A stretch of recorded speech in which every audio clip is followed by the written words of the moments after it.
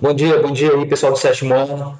Nós vimos aí semana passada a Sociedade Mineradora, a descoberta das minas no Brasil, de ouro e diamante na região das Minas Gerais, Goiás, Mato Grosso. Nós vimos que isso ajudou a interiorizar o país. Nós vimos que a coroa portuguesa cobrava muitos impostos, o quinto, a captação, a derrama, aumentou a fiscalização porque tinha muito contrabando. Nós vimos que Portugal recebeu muito ouro, mas o ouro e diamante não ficava em Portugal e ia para a Inglaterra, apesar de não ter na apostila eu falei isso. E nós vimos que isso interiorizou o Brasil, porque o pessoal saiu do litoral e saiu de Portugal e foi em direção ao interior, a região das Minas, com a ilusão que você ia ficar rico. Nós vimos que na verdade não foi bem assim, só o dono das datas, lavras, comerciantes ou pessoas ligadas ao comércio que enriqueceram muito. A verdade é que a maior parte da população continuou pobre e miserável, lá teve surto de fome, ok? Mas foi sim um grande avanço no Brasil, chamado Sociedade Mineradora, porque a sociedade ficou mais dinâmica, havia mobilidade social, mas não era para todo mundo, ok? Se dificultou o máximo o acesso às minas, essa que é a verdade. Professor, mas e antes disso eu vou dar um recado. Galera, eu liberei a atividade do capítulo 14, tudo dirigido, valendo 12 pontos. E um monte de gente não integrou ainda. Tem 8 pessoas que fizeram no sétimo ano A e 2 no sétimo ano B. Galera, não precisa esperar o seu amiguinho fazer para te passar a cola, não. Tá fácil, são 6 questões, só consultar a apostila e responder. Entrega logo, não deixa para depois e não confia no positivo. Ok? Vamos lá então. Nós temos que fazer a correção da apostila do capítulo 14. Qual é a página que você vai começar? A página 31, página 31. Beleza, Arlen. Tranquilo, esquenta não. Qual o slide? Esse aqui? Esse tem.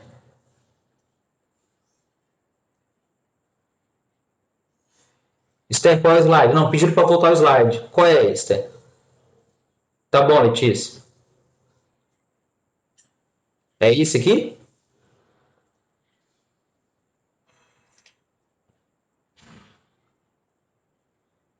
Esse?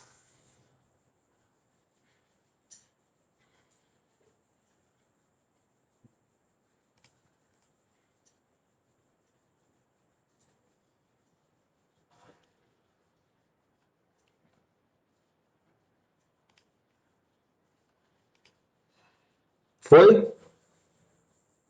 Beleza. Esther, lê pra gente a página 15, fazendo favor. O texto, os escravos, e depois lê do lado das perguntas, fazendo favor.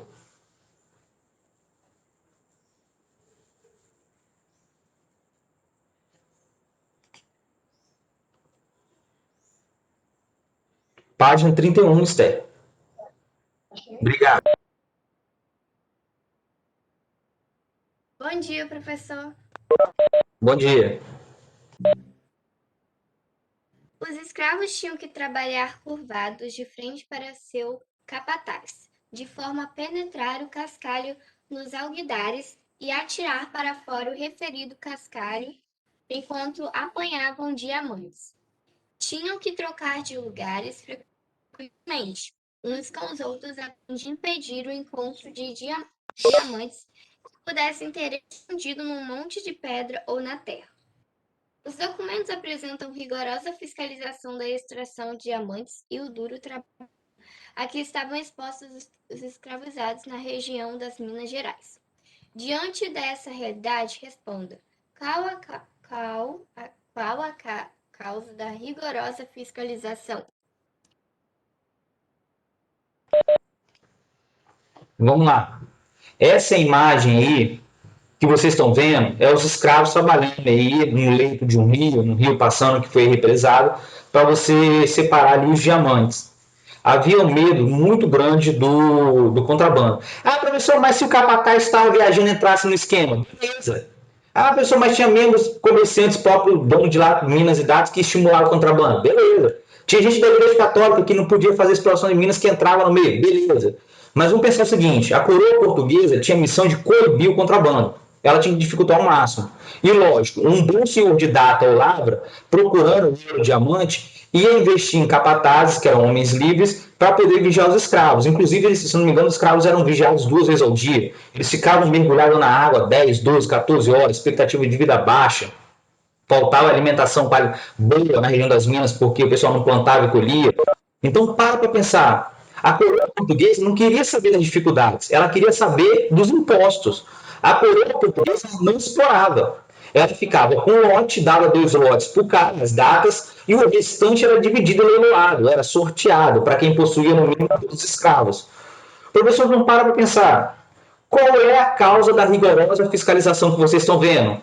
É para se evitar um intenso contrabando que era realizado na região das Minas, na obtenção de ouro, na obtenção de diamante. Havia muito contrabando.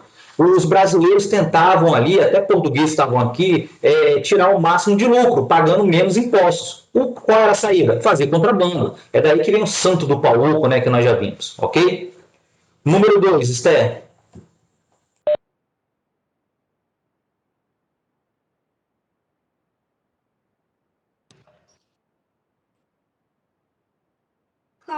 Cite uma medida estabelecida pela metrópole para garantir a posse dos diamantes. Vamos lá. Se o professor não colocou uma, colocou o que está na imagem aí, mas também colocou outra que é importante. Vamos lá. Na imagem, você vê a intensa fiscalização dos capatazes vigiando a todo instante os escravizados. Inclusive, eles faziam revistas, no mínimo 2 vezes ao dia, para saber se o escravo não tinha escondido diamante, ouro no cabelo, engolido, colocado no meio dos dedos e mãos e pés, para eles evitar ao máximo ali o prejuízo do senhor, do dono da data e da lavra. Mas qual é a forma mais eficiente que foi encontrada pela coroa portuguesa para se impedir o contrabando? A criação da casa de fundição.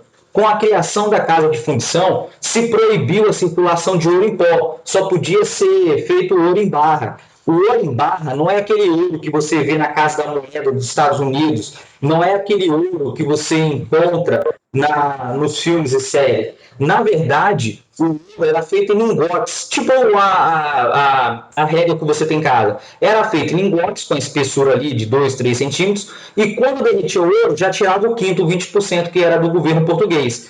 A casa de fundição veio para tentar proibir a circulação de ouro em pó, que era muito mais fácil você contrabandear. A casa de fundição veio com a missão de realmente reprimir. Se você tentasse fazer o contrabando e fosse preso, você poderia perder sua data, se pagar uma multa, ficar preso, e assim ia. Ou seja, às vezes não compensava. O risco era grande, mas havia muito contrabando, ok? Dúvidas? Dúvidas? Podemos passar? Página 32. Betânia, você pode ler a página 32, organiza as ideias para a gente? E se você fez, responder, fazendo favor? Ih, tá sem microfone. Quem é que pode ajudar a ler para a gente aí hoje?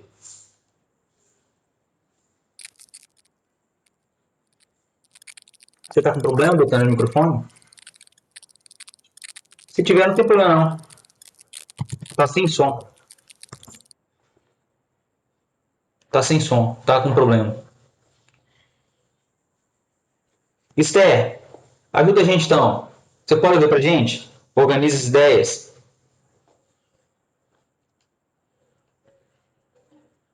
De acordo com seus estudos, explica a importância para os reinos europeus da conquista de grandes quantidades de ouro e prata. Prepara a mãozinha. Por quê, professor? Você tem que lembrar lá atrás do mercantilismo e do absolutismo. Gente, nós estamos vendo lá desde o início do ano que os reis eram absolutos, inquestionáveis. E para manter a riqueza do reino, eles aplicaram ali aquela prática econômica chamada de mercantilismo. Então, para pensar, dentro do mercantilismo havia o metalismo. O que é o metalismo? Uma nação só é rica se acumular uma grande quantidade de metais preciosos. Então, para pensar a importância para os reinos europeus, não só para Portugal, que descobriu tarde, mas pensa lá na Espanha, que chegou aqui na América Espanhola já encontrando ouro, pedras preciosas, lá nos Incas e nos Astecas. Imagina como é que foi importante para a Espanha. Você lucrar com alguma coisa, sendo que você não precisa trabalhar, fazer o comércio. Então, vamos lá. Os reinos europeus estavam vendo o auge do absolutismo e o mercantilismo como prática econômica. Assim, Uma dessas práticas previa o acúmulo de metais preciosos para enriquecer uma nação, principalmente o ouro, o que leva vários países a se lançarem às grandes navegações e conquista de novos territórios, porque eles desejavam riquezas, especiarias e metais preciosos. Portugal sempre ambicionou encontrar ouro aqui na colônia chamada Brasil, e ela só vai encontrar no final do século XIX, por volta de 1693 e 95, tornando uma das nações mais ricas dessa época.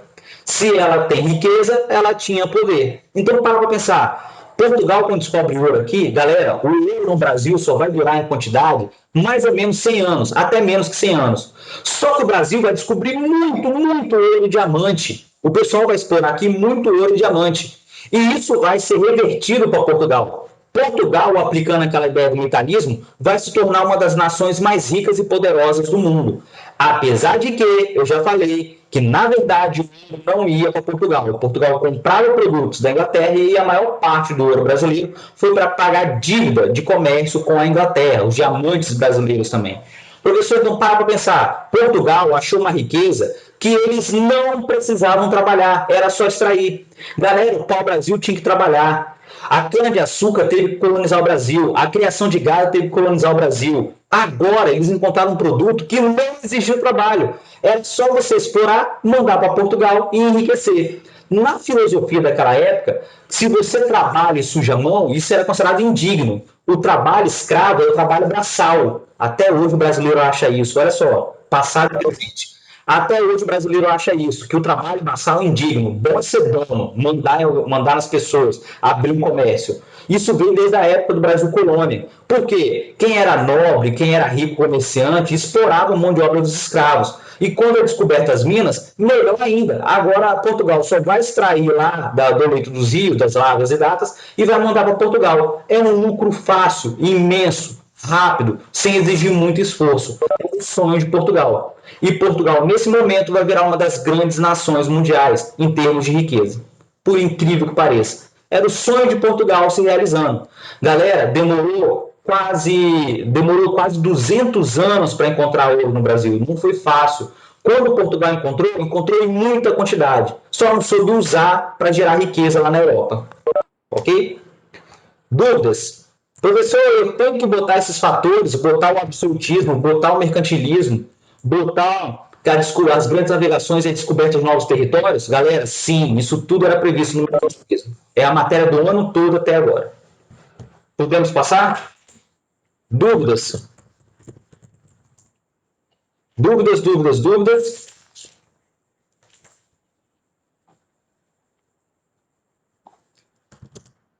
Página 33 e 34. Professor, por que você vai voltar na 33 se você não passou? Calma, eu tenho um objetivo. Quem é que pode ler para mim o texto da página 33, a parte que está em verde, que começa a falar as notícias das novas descobertas das minas? Alguém pode ler? A galera aí que lê para mim hoje não está podendo, só Esther. Alguém pode ajudar, fazendo um favor? Pode? Daniela, você pode ler? Daniel. Gabriel Silva, você pode ler? Letícia. Só tem espectador na aula. Esther, salva a gente pra gente. Você é corajosa, você lê. Lê pra gente a página 33, aonde tá. Beleza, Gabriel. Aonde tá só a parte verde, lá embaixo. A notícia das novas descobertas das minas. A notícia das novas descobertas das minas atraiu um grande número de pessoas de diferentes regiões do Brasil e de Portugal. Vilas inteiras do reino ficaram despovoadas. Segundo alguns historiadores, entre os anos de 1705 e 1720, aproximadamente de 3.000 a 4.000 portugueses e estrangeiros chegaram à região aurífera. Outros autores afirmam que mais de 10.000 pessoas deixavam Portugal anualmente a caminho do Brasil. O rei de Portugal, alarmado com a perda de mão de obra produtiva, promulgou um decreto que determinava somente ser permitida a viagem para o Brasil a quem tivesse um passaporte emitido pela coroa. A lei não conseguiu impedir totalmente o processo migratório clandestino, mas houve com essa medida uma redução no número de pessoas que desembarcou nos portos brasileiros. Você pode ler para a gente a 34, a parte de cima, troca de ideias, fazendo favor, Esther? Leia o texto a seguir sobre o impacto da colônia da descoberta do ouro. De vilas e cidades como São Vicente, São Paulo e Taubaté, levas de homens começaram a se deslocar em direção aos vales e serraneiros, deixando para trás mulheres, velhos e crianças. As pequenas localidades mudavam de ritmo, os engenhos e lavouras entravam em hibernação. No comércio, no artesanato e na produção agrícola, mulheres começavam a substituí-los, tentando animar o resto da vida urbana que sobrava. Inúmeras delas ganhavam a vida e sustentavam famílias. Faziam de tudo. Eram agricultoras, lavadeiras, costureiras, tintureiras, ceiras. Professor, por que você pediu para esses dois textos? Galera, vamos lá. O que o primeiro texto está falando? Galera, o Portugal ela ficou quase despovoada, principalmente de jovens e homens que se aventuravam no Brasil. O que aconteceu? Portugal teve que criar uma ideia de passaporte para proibir aqui o acesso de portugueses ao Brasil. Ah, professor, mas você podia viajar para outro país, para a França, para a Espanha, e de lá pegar um navio e vir para o Brasil. Beleza, mas vamos lá. Tinha tanta gente saindo de Portugal que o rei português falou assim, galera, não vai chegar um monte de gente lá nas minas e não vai ter local de trabalho. E pior, aqui em Portugal vai faltar ferreiro, sapateiro, padeiro, vai voltar soldado, porque todo mundo queria enriquecer. A fome do Brasil era que você ia chegar lá e enriquecer do nada. Então vamos proibir essa migração em massa. Aqui dentro do Brasil aconteceu um fenômeno parecido. Qual é o fenômeno parecido? Os homens saíram do litoral e foram em direção às Minas Gerais interior para buscar riqueza, essa riqueza fácil do minério, do diamante, do ouro, e depois foram em direção a Goiás e Mato Grosso. O negócio foi tão feio que as famílias aqui ficaram separadas. Os homens abandonavam suas esposas ou mulheres, se não era casada, e simplesmente saíam em direção ao interior. Falavam, mulher, aqui ó, cuida dos filhos aí. Ah, mas a gente tem 10 filhos. Cuida dos filhos aí, cuida aí do comércio, cuida aí da lavoura de cana-de-açúcar, cuida aí da estalagem, cuida aí da plantação de milho, cuida aí do gado, se vira. E nós vamos ter que, eu vou para o interior e vou prometer voltar com riqueza. Mentira, isso muitas vezes não acontecia. E muitas vezes as mulheres ficavam abandonadas, porque os caras iam e não voltavam mais. A mulher não tinha notícia.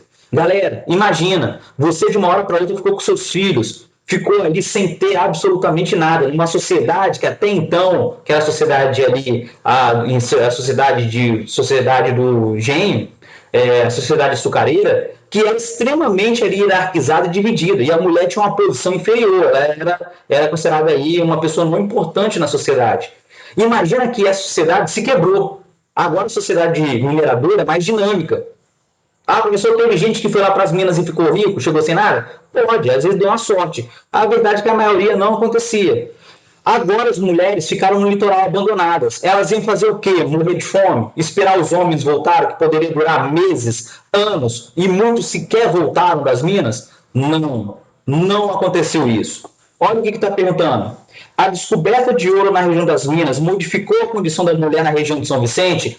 Completamente. São Vicente é onde fica hoje o litoral de São Paulo. Completamente. Lá se produzia muito cana-de-açúcar, lembra? São Vicente e Pernambuco, as duas capitanias. Mas a partir de agora, as mulheres têm um papel fundamental. As mulheres elas vão ter que substituir o papel dos homens que abandonaram elas no litoral. As mulheres vão assumir até as lavouras de cana-de-açúcar, vão comandar os escravizados. As mulheres vão ser doceira, costureira, lavadeira, vão atuar no comércio. Por quê? Simplesmente elas tinham que sobreviver. Elas foram abandonadas. Gente, isso acontece até hoje. Quando o marido não sai de casa, larga a mulher, quem é que assume a casa? É a mulher sozinha. Ela tem que dar um jeito de criar os filhos, trabalhar fora de casa, cuidar da casa. Ela tem uma tripla, uma quádrupla, tem 4 vezes mais a jornada do homem. Isso não é coisa de hoje. Os homens que abandonaram as mulheres, eles não pensaram no bem-estar dos filhos, não pensaram nelas. Eles iam lá com promessa de riqueza, não se realizavam. Às vezes abandonavam a mulher, casava de novo lá, se amaziava com as indígenas e largava a mulher ali à própria sorte. Elas não ficaram esperando, elas foram criar meios para sobreviver. Elas literalmente criavam meios para sobreviver e não depender mais dos homens. Elas assumiram o papel do homem, o papel masculino, no comércio, na agricultura, na produção de cana-de-açúcar, na criação de gado e assim por diante. Isso não aconteceu só em São Vicente, aconteceu em outros locais também do Brasil, do litoral brasileiro, no norte, nordeste, sul. Os homens saíam para essa aventura, que era a região das Minas, e abandonavam as mulheres. E elas tinham que fazer o papel masculino. Ok? Viva as mulheres, né? Dúvidas? Já copiaram? Dúvidas? Professor, o que simboliza? Coloca lá no caderno. É uma mudança da sociedade brasileira. A sociedade açucareira era estratificada, dividida. A sociedade mineradora era muito mais dinâmica. Era muito mais dinâmica. Ok? Vemos? Já copiaram? Página 36 e 37 agora. Página 36. Tem as perguntas lá em cima, do Organiza as Ideias. O que era a Intendência das Minas? Qual é a importância dela para a administração portuguesa? Não só da Intendência, mas também como regimento das Minas. A Intendência de Minas era uma espécie de escritório que fiscalizava toda a região onde havia exploração de metais preciosos, de pedras preciosas, que seria enviada à metrópole. Para Portugal, era o órgão que servia para administrar e controlar a região. A Intendência de Minas administrava a região, controlava a região, a cobrança de impostos. O regimento disciplinava como isso ia acontecer, só que ele não aparece, mas disciplinava o que ia acontecer. A Intendência de Minas era uma instância na região importantíssima para estabelecer a ordem, a cobrança de impostos, para você conseguir ali organizar a extração, para não virar uma bagunça. Olha quantas pessoas saíam de Portugal, do litoral, para ir para lá. Já pensou? Ia virar uma bagunça, poderia ter conflitos. Então era esse órgão que organizava tudo. Era uma espécie de escritório que ficava na região de Ouro Preto, Mariana, Sabará, Diamantina, e organizava a exploração de ouro e diamante, para que Portugal não saísse prejudicado. De novo, por que tem Intendência de Minas, professor? Para se evitar o contrabando, galera. É a mesma resposta, para se evitar o contrabando, que acontecia muito, e muito mesmo. Foi feito pelos membros da Igreja Católica, pelos donos de datas, lavras, pelos escravos, pelos capatazes. Se desse oportunidade, o pessoal fazia ali o contrabando. Ok? Dúvidas? Não? 2. Qual era a base que determinava a cobrança dos impostos chamada de captação? Por qual razão os donos das lavras os consideravam injustos? Lavra é o pessoal que extrai ouro lá das encostas. Vou repetir. Olha a pergunta, que são 2 em 1. Olha a segunda. Por que os donos das lavras, a galera que escavava lá no alto, lá nas montanhas, que era muito mais trabalhoso, exigia muito mais mão de obra e o lucro era incerto, achava injusto? Vamos lá. Esse imposto, quando eu estava explicando, eu falei que era um dos mais injustos. Por quê? A captação era o imposto que era cobrado sobre os trabalhadores nas minas. Quanto mais trabalhador, quanto mais escravo você tivesse na mina, mais imposto você pagava, que era por cabeça. O dono da lavra tinha que pagar o seu imposto e o imposto que era dos escravos. O cara que era capataz, trabalhador livre, ele tinha que pagar a intendência, ele tinha que pagar o governo português, a coroa portuguesa. Agora para pensar. O cara que tirava o ouro do aluvião, que era no rio, que era fácil, no cascalho, que ficava lá com a bateia, o ouro ali era fácil e era certo. Talvez não tivesse grandes quantidades, nem sempre tinha, mas você tinha aquele ouro ali fácil. Você não precisava ter 50 escravos, ok? Agora, o cara que extraía o ouro da lavra, que exigia equipamento específico, ferramenta, material químico, como mercúrio, e você tinha que ter muitos escravos para escavar as montanhas, imagina, o cara de repente poderia botar ali 50 escravos para escavar ali uma montanha, uma cachoeira, e no final do dia encontrar 5 gramas de ouro. Chegava lá no final do mês, Aqueles 50 escravos, chegava lá o cara que cobrava imposto da coroa portuguesa e falava, olha, eu vim recolher a captação. O cara da lavra falava, olha só, mas eu não consegui produzir para pagar os impostos. Eu não consegui produzir, tinha contrabando. Mas vamos falar a verdade, vamos pensar que o cara é honesto. Eu não consegui extrair aqui a quantidade aqui, 10 quilos, para ter lucro e pagar os seus impostos. A coroa portuguesa falava, não estou nem aí. Eu quero a captação sobre o número de escravos que trabalham para você.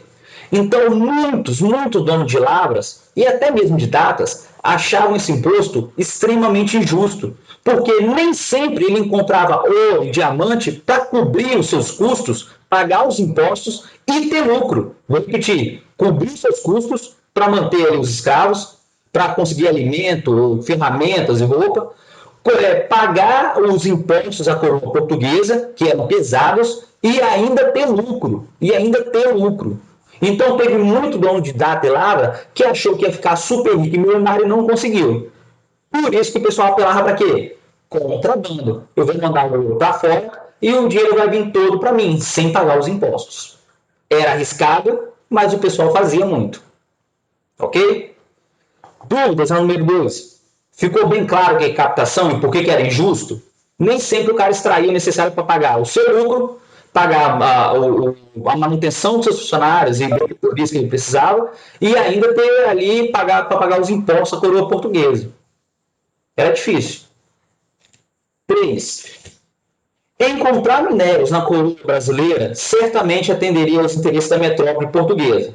Mas quais seriam as mudanças que a presença da grande quantidade de minérios poderia provocar sobre o território e a organização da sociedade colonial? O ouro enriqueceu o Brasil? Gente, pode colocar na segunda resposta que não. O ouro não enriqueceu o Brasil. Mas a primeira parte da pergunta, para mim, é mais interessante. Qual foi a diferença entre a sociedade açucareira e a sociedade mineradora quanto à organização territorial e à sociedade?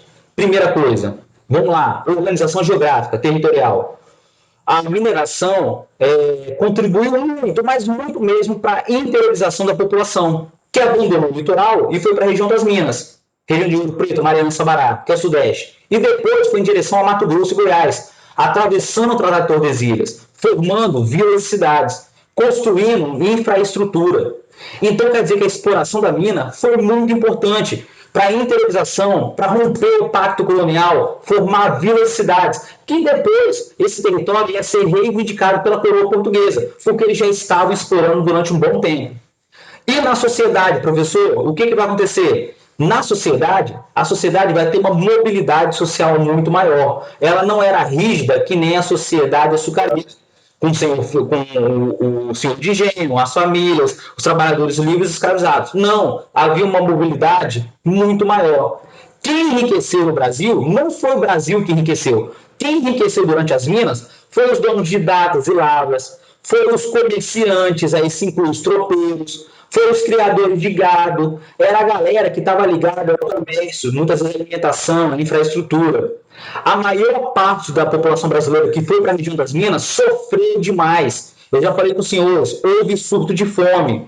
Fome para quem, professor? Para quem tinha dinheiro. Para quem não tinha dinheiro, pior ainda. Por quê? Tudo que chegava nas minas era muito caro. O gado que saía aqui da Vila Rubim, que chegava lá na Estrada Rubim, aqui o gado era uma moeda de ouro. Lá na região das Minas, vendiam por 10. E lá na região das Minas, para você batizar, era cobrado, sei lá, 10 gramas de ouro. Batismo, hoje.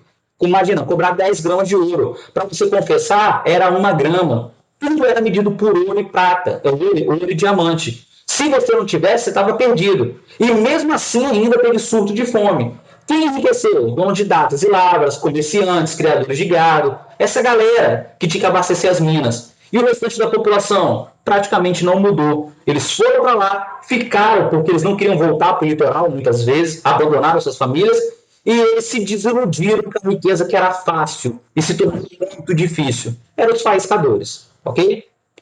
Dúvidas? Dúvidas? Dúvidas? Perguntas? Reclamações? Silêncio total? Tá todo mundo aí morto do outro lado? Deve ser, deve ter virado zumbi.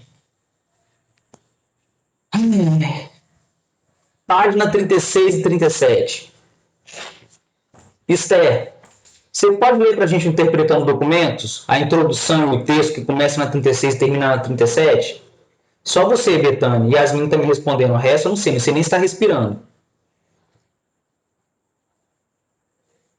Tá beleza, calma. Dando desconto. Você pode ler para a gente, Esther, fazendo favor? Só tem você hoje. Sinto muito. Interpretando documentos.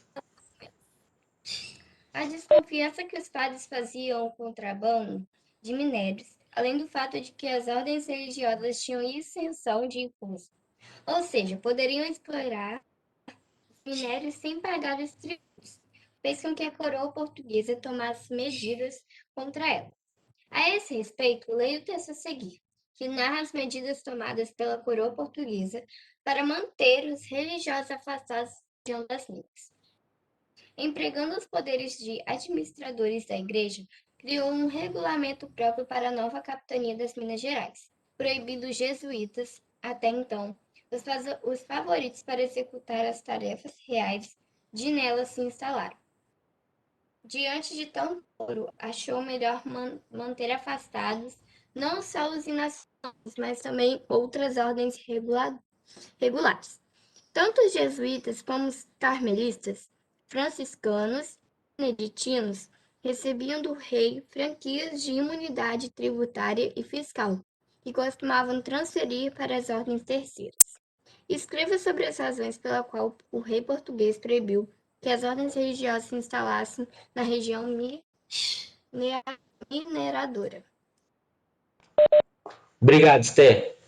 Galera, imagina que você ia mandar rezar uma missa naquela época, na região das Minas, e o cara te cobrava 2 gramas de ouro, ou uma pepita de 2 gramas de diamante. No batismo que eu falei, 10 gramas. Imagina que você ia pedir uma oração, meia grama de ouro. Tudo era feito baseado em ouro e diamante. Só para constar, hoje um graminha de diamante, se não me engano, está mais de R$100. Mais de R$100.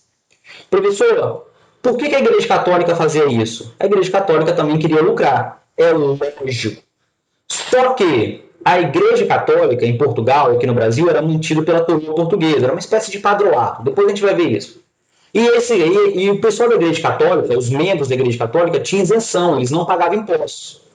Ah, professor, mas tinha o Papa. Beleza, o Papa mandava lá a bula para ser aplicada lá em Portugal, no Brasil, e o rei determinava. Quem sustentava? Os padres, os bispos e tudo, os jesuítas, parte era paga pela coroa portuguesa. Desde que eles não se envolvessem em outros assuntos, eles não pagavam os impostos. Quando houve a descoberta das minas, imediatamente a Igreja Católica e seus membros foram proibidos de explorar o ouro. Gente, se eles não pagam impostos, isso não vai se reverter em lucro para a coroa portuguesa. Entendeu a ideia? Eles são isentos, não pagam os impostos. Então, se eles explorassem ouro, todo o ouro ia para o Papa. Ia enriquecer a Igreja Católica. Não ia ficar nada com a coroa portuguesa. O que aconteceu? Proíbe-se os membros da Igreja Católica de explorar o ouro. Professor, então quer dizer que eles não lucravam nada? Não, eu contei. Eles eram espertos. Tudo que eles iam fazer, uma missa, extrema-unção, morreu uma pessoa, extrema-unção, vou cobrar em ouro e diamante. Batismo, uma missa, fazer ali a extrema-unção, pedir uma orientação, fazer uma confissão, tudo era cobrado em ouro e diamante. E muitos membros da Igreja Católica também, vamos falar a verdade, também fazia contrabando. Cortava lá o santinho, como eles tinham livre trânsito, o que acontecia? Cortava lá o santinho, colocava o ouro e diamante lá dentro para tentar fazer o contrabando. Mas era uma coisa generalizada, escravo fazia, dono de data, de labra, pequeno comerciante, todo mundo fazia contrabando naquela época. Essa é a verdade. O grande objetivo da coroa portuguesa era proibir o acesso dos membros da Igreja Católica, que eram isentos de pagar impostos, para explorar as minas. Ponto. Essa que é a resposta. Isso impediu que a coroa portuguesa lucrasse com as minas? Não impediu. Eles faziam o que eu falei. Tudo que eles iam fazer para a população era cobrado em ouro e diamante. Então a Igreja Católica também saiu ganhando. Ok? Dúvidas? Dúvidas? Daí que vem a expressão santo do pau louco, né? Só vem falar com você é um santinho do pau louco. Você faz uma coisa e fica com aquela cara de bobo. Não, mas não foi eu que fiz, não. Vai achando, ok? Havia outras formas de contrabandear, mas como eles eram isentos, se utilizavam muito ali santos, imagens, para fazer o contrabando, né? Era uma coisa de caça, rato e gato, entendeu? Era rato e gato. Era a coroa portuguesa correndo, impedindo o contrabando e os membros da igreja católica e outras pessoas tentando fazer o contrabando. É coisa de doido. Muito ouro sai do Brasil através de contrabando, diamante também, tá? Não vou mentir não, porque é verdade. Mentir é feio. Podemos ir? Página 39. Interpretando documentos. Foi o meu irmão, né, Esther? Então tá bom. Esther, você pode ler pra gente a página 39, fazendo um favor? Começando lá em cima, com o passar do tempo e depois o texto.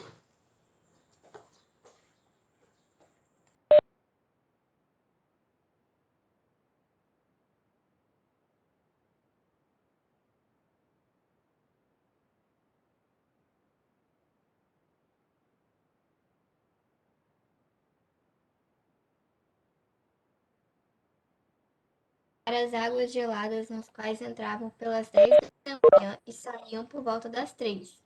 Pelo frio insuportável, escravos eram obrigados a mergulhar para buscar o cascalho em águas profundas.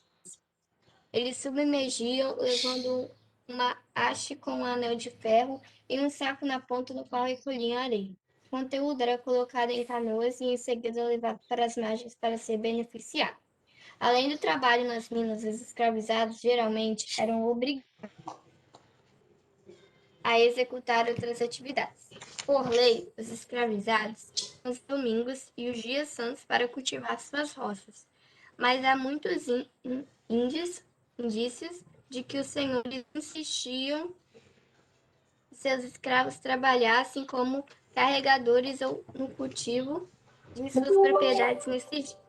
Os senhores cortavam custos, deixando de fornecer o sustento adequado aos escravos ou dando-lhes a produção. Muitas doenças eram provocadas pela venda de carne de porco estragada aos escravos, pois que os brancos se recusavam a comprá-la. Galera, a expectativa de vida do escravo, olha a descrição, era horrível, era de 7 anos ou menos. Maltrato, má alimentação, trabalho extenuante, doenças. Galera, era fatal. Os escravos saíam da produção de açúcar e caíam na mineração e acabavam perecendo, morrendo muito rápido. Essa que é a verdade. Mas eles foram essencial para a exploração e para a riqueza de Portugal e também dos brasileiros. Professor, então qual é o outro dado que eu vou dar para vocês agora? Que é a apostila.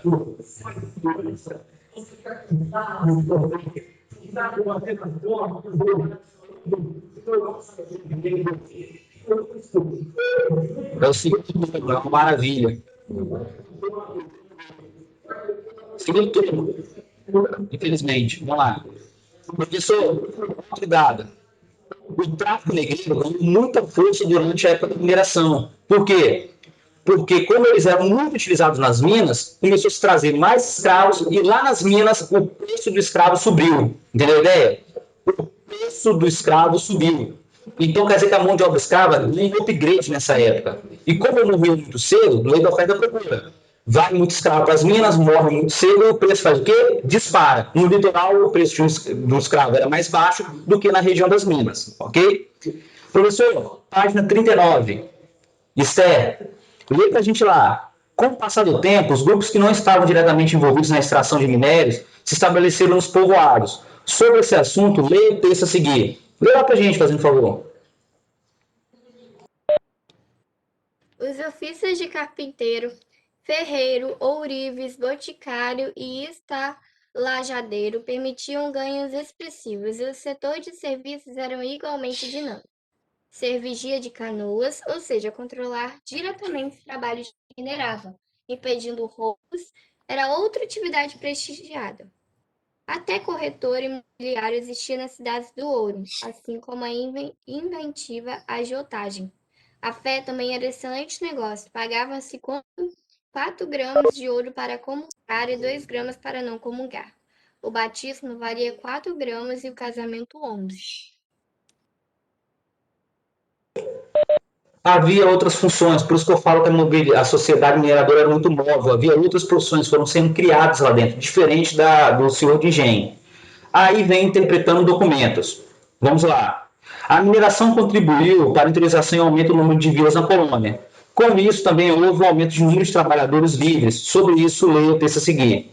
Em 1780, instruções para o governo da Catania de Minas Gerais, um magistrado afirmava que os vadios, que em outra parte seriam prejudiciais, são ali úteis, pois além do trabalho nas minas, realizavam diversas tarefas essenciais à colonização. Cultivavam roças de subsistência, ingressavam em expedições que avançavam pelo sertão, eram recrutados para o trabalho em obras públicas, integravam milícias particulares, que incluíam feitores e capitães do mato, e o mesmo corpos militares serviços dos interesses da coroa, caçando quilombos e alargando as fronteiras. Número 1. Quem eram os vadios do período colonial? Eram pessoas não escravizadas, sem impostos, sem trabalho. Traduzindo, pessoas livres e pobres que se desiludiram com a crença no lucro fácil na região das minas. Não conseguiam. 2. De que maneira o trabalho dos vadios contribuiu para a colonização portuguesa? Os vadios contribuíram para a ocupação do interior, já que trabalhavam nas minas, nas expedições para o sertão e também nas cidades. Ajudaram a povoar o interior do país. Ok? Página 41. Hora de estudo. Neste capítulo, você estudou que a descoberta do ouro na região central do Brasil trouxe muitas mudanças para a colônia. Sobre isso, leia o texto a seguir. Corria o ano de 1697, quando os moradores de São Paulo assistiram a uma cena inusitada. Depois de chegar pelo caminho que vem de Santos, um governador-geral do Brasil subiu a ladeira do Carmo e instalou-se na última vila. Na última ocasião que isso aconteceu, vivia-se no ano de 1560, o governador Amin de Sá, e a sede da vila ainda era o arraial de João Ramalho, com o nome de Santo André. Ao longo de 137 anos, os governadores gerais comportaram-se como caranguejos, mal na língua litoral. Apenas poucos funcionários dessa instância central haviam passado alguns dias na vila. Número 1. De acordo com a leitura no texto e as análises afirmativas, marque a opção correta. Número 1 é a letra C. 2. Sobre o trabalho na região das minas, analise a afirmativa a seguir. Era para ler as questões e, de acordo com a análise afirmativa, assinale a única correta. A número 2 é a letra E. Ok? Dúvidas? C e E. C e E. Número 1 C, 2 E. 3. Escreva no caderno sobre os fatores que contribuíram para a existência de contrabando no Brasil. De novo, nós já fizemos uma dessa. O contrabando surge como um reflexo do controle excessivo exercido por Portugal, nas Minas Gerais, a fim de coibir o descaminho dos impostos que deveriam ser pagos a ele. Junto a isso, vemos a cobiça dos mineradores, que não gostavam dessa vigilância, e cobrança abusiva, criando meios de desviar parte da produção para outros países, aliado também a essa cobiça por mais lucro. Dúvidas? Por que tem um contrabando? Cobrança excessiva de impostos, ganância dos donos das datas e lavras, e também a tentativa de você conseguir altos lucros desviando os impostos da coroa. Era tudo ao mesmo tempo. Então era muito comum fazer contrabando, independente de qual classe social. Dúvidas, dúvidas, dúvidas? Dúvidas? Dúvidas? Galera, não esqueça de fazer o estudo dirigido, fecha a última aula, vai lá pegar hoje à tarde, faz, me manda, não deixa para a última aula, para o último dia. O positivo está meio estável, travando, tem gente falando que não vai conseguir enviar. Aula de sexta-feira, último capítulo, as revoltas durante o período colonial, chamado de revoltas nativistas, ok? Galera, não deixe de fazer, são 12 pontos, 6 questões. Quem está tranquilo, pode desconectar. Quem está com dúvida, é só perguntar aí agora, fazendo um favor. Tchau, tchau. Saudades também, galera.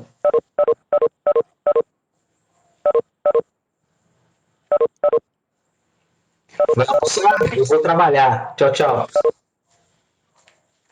Tchau.